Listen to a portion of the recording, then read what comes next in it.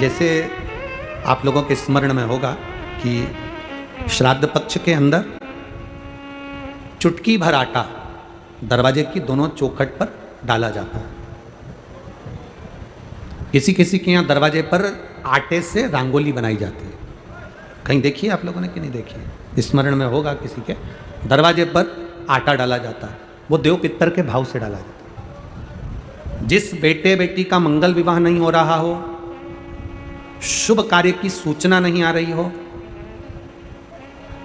बहुत दिनों से एक फाइल कहीं लगी हुई है, अटकी हुई है, नहीं काम हो रहा, हम उनसे कहेंगे ये जो 16 दिन श्राद्ध के हैं, जितने दिन निकल गए, जितने दिन बचे हैं उन दिन में आपके दरवाजे के बाहर एक चुटकी घर से आटा लाकर चौखट के इस ओर चौखट के उस ओर दोनों जगह चुटकी भर आटे को डालना प्रारंभ करो। 16 दिन श्राद्ध के पूर्ण हो। जब अमावस्या आए, किसी जलाशय, सरोवर, तालाब, बावड़ी, कुआं, उसके पास में घी का दिया लगाकर आना, बाबा से प्रार्थना कर कर आना। केवल 22 से 24 दिन निकलते हैं और घर में कोई शुभ कार्य की सूचना आना प्रारंभ हो जाती है। वो देव पितर का, वो कार्य देव पितर का। वो देव पितर किस तरह से करेगा? बेटे की शादी, बेटी की शादी, हम कहें किसी के 42 साल भी अगर उम्र हो गई है, 40 साल, 42 साल, 35 साल, 38 साल, शादी नहीं हो रही तो कर देखना, एक बार बाबा से प्रार्थना कर देखना। देव पितर का कार्य क्या है? घर में शुभ कार्य को करवाना, घर में अच्छी चीजें लाना, गर्भ में जो बच्चा है उस बच्चे को शरीर पूरा देना, ये देव पितर का कार्य है। पितृदेव और देव पितर में बहुत अंतर है, माना बहुत अंतर। एक चुटकी आटा, अब तो थोड़ा सा रंगोली का काम ज्यादा हो गया, नहीं तो हमने पहले भी कथाओं में कहा है कि 3 जगह पर आटे की रंगोली काम करती है, जिसका फल 1000 गुना होता है। 3 जगह पर आटे की रंगोली काम करती है, हमने पहले भी कहा। पहला, पितरों की पूजन हो रही हो, पितरों का पाटा भरा रहा हो, पितरों के लिए जोत लग रही हो, पितरों के लिए या अन्य स्थान पर कहीं पूजन हो, तो वहाँ पर आटे की रंगोली काम आती है। वहाँ पर रंग बिरंगी या पत्थर की रंगोली नहीं, मिट्टी की रंगोली नहीं, आटे की रंगोली काम आती है। दूसरे नंबर पर, तुम्हारे घर में यज्ञ हो रहा हो, घर के बाहर यज्ञ हो रहा हो, यज्ञ चल रहा हो, उस यज्ञ में 3 परिधियां बनती हैं ब्रह्मा विष्णु महेश की। देखिए आप लोगों ने, यज्ञ कुंड जो बनाया जाता है, उस यज्ञ कुंड पर पत्थर की रंगोली नहीं, मिट्टी की रंगोली नहीं, आटे की रंगोली डलना चाहिए। ये पहले डलती थी, अब लोगों ने फैशन में दूसरी डालना प्रारंभ कर दी। आटे की रंगोली डली होती है जब हम साकल्य छोड़ते हैं, अग्नि को जब हम साकल्य देते हैं, तो जिस आटे की रंगोली उस पर बनी होती है, तो हमारी जो साकल्य छोड़ी जाती है उसमें से एक अंश भाग हमारे पितरों के खाते में चला जाता है, जिससे पितरों की मुक्ति प्राप्त हो जाती है। तीसरा, आटे की रंगोली तीसरी, घर में शादी हो रही हो, मंडप बंधा हो, उस मंडप के नीचे जब पूजन हो रही हो, उस समय पर पत्थर की या मिट्टी की रंगोली नहीं, अगर पंडित पूजन करा रहे हैं या मंडप की पूजन हो रही है, जिसके नीचे लड़का लड़की की भावर होगी, दूल्हा बैठेगा, दुल्हन बैठेगी, वहां मिट्टी की रंगोली या पत्थर की रंगोली नहीं, उस जगह पर आटे की, हल्दी की रंगोली डाली जाती है।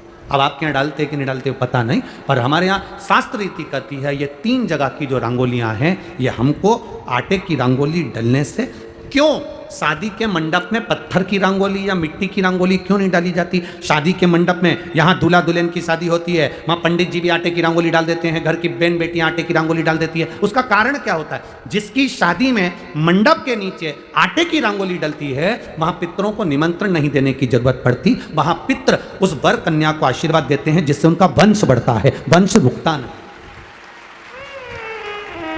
और ये निश्चित है, जिसकी शादी में, जिसके विवाह में आटे की रंगोली डलकर भांवर हुई होगी, उसके घर में संतान सुख रुक नहीं सकता, उसके यहाँ संतान का सुख होता ही है। जिसके यहाँ आजकल ये पत्थर रंगोली डाल देते हैं, डाल दिया और कह दिया बस, क्योंकि आजकल फैशन में तो दुनिया जी रही है, तो आटे की रंगोली कौन डाले, तो वो फैशन में चल गया, तो संतान की प्राप्ति में भी थोड़ा सा, अब तुम देखो पहले का समय आज का समय कितना अंतर है हमारा।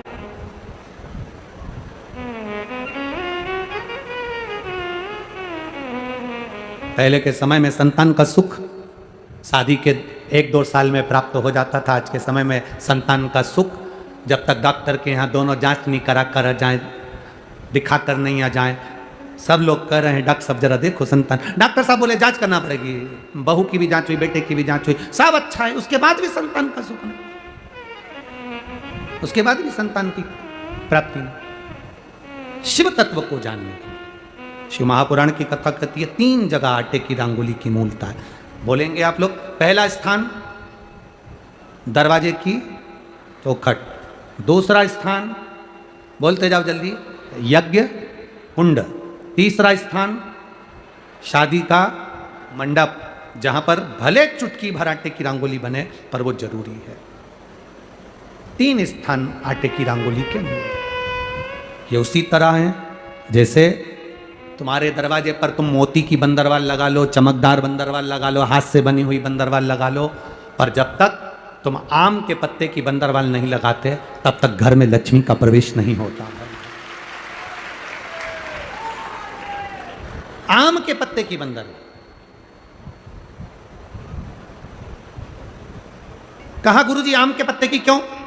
तो शास्त्र कहता है, शिव महापुराण में उमाखंड कह रहा है, कामदेव आम के पल्लव में छुपकर बाण मार रहे थे। कहां छुपे थे? आम के पल्लव में, आम के पत्तों में छुपकर कामदेव बाण चला रहे। भगवान शंकर का जब तीसरा नेत्र खुला, कामदेव आम के वृक्ष पर भस्म हो गए, आम का वृक्ष जलने लगा, आम के पत्तों में अग्नि प्रकट होने लगी। तब वरुण देव आए और वरुण देव ने आकर हाथ जोड़कर निवेदन करा, बाबा बाबा। भोलेनाथ जी बोले क्या बात है वरुण?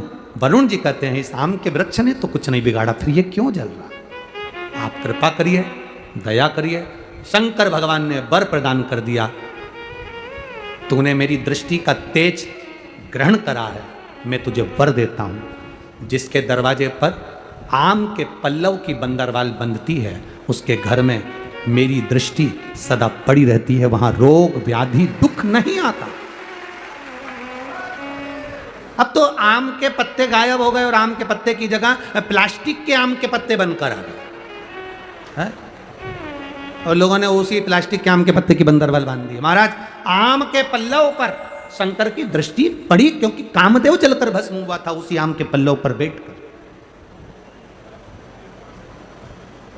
आम के पल्लव पर।